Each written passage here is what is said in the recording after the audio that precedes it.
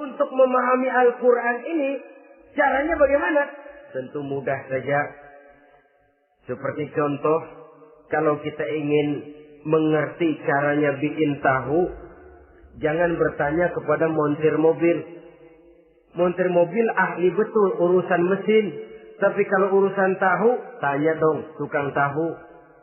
Untuk mengerti rahasia dan seluk-beluk Al-Quran, kita harus bertanya kepada orang yang memahami seluk-beluk Al-Quran. Para ulama, para kiai, para ustadz. Yang kita tahu kualitas keilmuannya, kita yakini loyalitas dan integritasnya kepada Islam ini. Kenapa?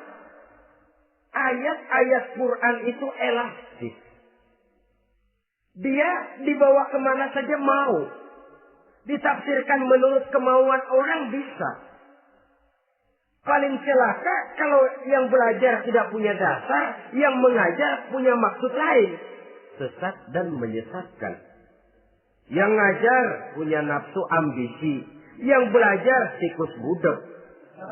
Yang memang tidak punya dasar apa-apa. Sekali belajar langsung tafsir. Cara wudhu yang baik saja belum ngerti. Cara ruku dan sujud yang baik saja belum bisa. Yang membatalkan sholat apa ndak bisa, ndak ngerti. Sekali langsung. Ndak, supaya kita langsung saja belajar langsung Al-Quranul Karim. Tidak jelek. Cuma akan lebih baik kalau sebelumnya ada unsur penunjang dari nilai-nilai keilmuan dalam Islam ini. Disinilah perlunya menghidupkan majelis-majelis taklim. Sebab kalau Al-Quran hanya dipahami dan dikutak-kutik menurut maunya rasio saja, kekuatan rasio terbatas. Saya akan khawatir nantinya akan timbul pendapat-pendapat di mana Al-Quran disesuaikan dengan otak. Bukan otak ngikuti Quran, tapi Quran disuruh ngikuti otak. Contoh yang dekat saja.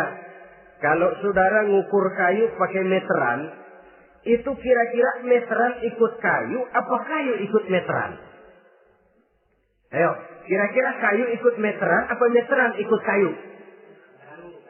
Meteran ikut kayu. Bagus.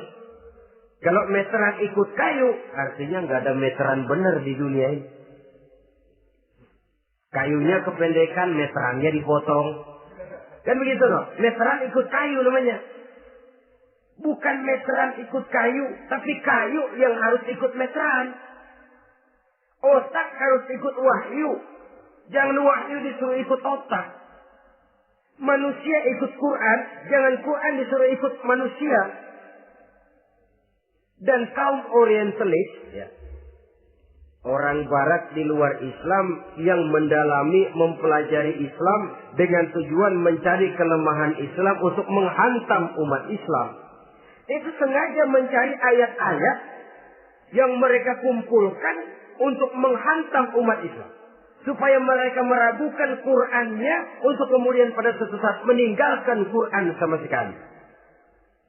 Timbullah pendapat ada ayat Qur'an yang sudah tidak sesuai lagi katanya dengan situasi dan kondisi. Seolah-olah otak manusia sudah jauh lebih pintar daripada Al-Qur'anul Karim. Saudara-saudara kaum muslimin rahimakumullah. Inilah yang kita berlindung dari Allah. Sebab secara demikian dengan kata lain kita secara tidak sadar sudah mengurangi kemahamutlakan dan kesempurnaan dari Allah Subhanahu wa taala. Untuk memahami Al-Qur'an maka kita harus bertanya kepada ahlinya, mengaji, menghidupkan majelis-majelis taklim. Jangan sampai Al-Qur'an menjadi awam di tengah masyarakat Islam sendiri. Ini jalan yang kedua, memahami isinya. Sehingga dengan demikian, manakala Al-Quran dibacakan orang, pemikiran kita tidak lagi terpusat kepada kemerduan suara orang yang membaca, tapi tertuju kepada isi yang dikandungnya. Sehingga dalam kondisi semacam itu, boleh jadi tiap kali dibacakan Al-Quran, nilai iman makin tambah. Kita dengar orang baca, Alam tara kaifa fa'ala rabbuka bi ashabil fil. Terbayang oleh kita bagaimana Raja Abrahat dengan pasukannya mau menghancurkan Ka'bah. Bagi Allah cukup menurunkan burung ababil, hancur lebur Abrahat, raja besar dengan seluruh pasukan gajahnya, berantakan dibuatnya cuma dengan burung ababil. Allah Maha Besar, Allah Maha Kuasa. Tambah iman. Kalau tidak, ya seperti yang banyak terjadi. Quran menceritakan azab, kita malah kesenangan. Walakum azabun alim. Kamu akan mendapat azab yang pedih. Kita teriak di pojokan, toyib, toyib. Allah, alhamdulillah. Digambarkan azab malah baik-baik. Bahwa kita suka, kita gemar kepada bacaan Quran dengan suara yang merdu, alhamdulillah. Akan lebih baik lagi kalau kita mengerti apa yang dibacanya. Sebab perintah membaca tersirat makna perintah untuk memahami. Perintah memahami tersirat makna untuk mengamalkan. Dengan kata lain, kita hanya bisa mengamalkan Quran dengan baik kalau kita mengerti isinya. Kita hanya bisa mengerti isinya kalau kita rajin membacanya. Baik membaca yang tersirat, baik membaca yang tersurat dengan petunjuk para alim ulama, para kiai, dan orang-orang yang ahli di bidang itu. Saudara-saudara kaum muslimin rahimakumullah, upayakan memahami isinya. Hidupkan kajian-kajian agama, hidupkan majelis-majelis taklim. Jangan sampai Al-Quran asing di hati kita sendiri. Jangan sampai kita awam terhadap makna kandungan dan ajaran Al-Quran.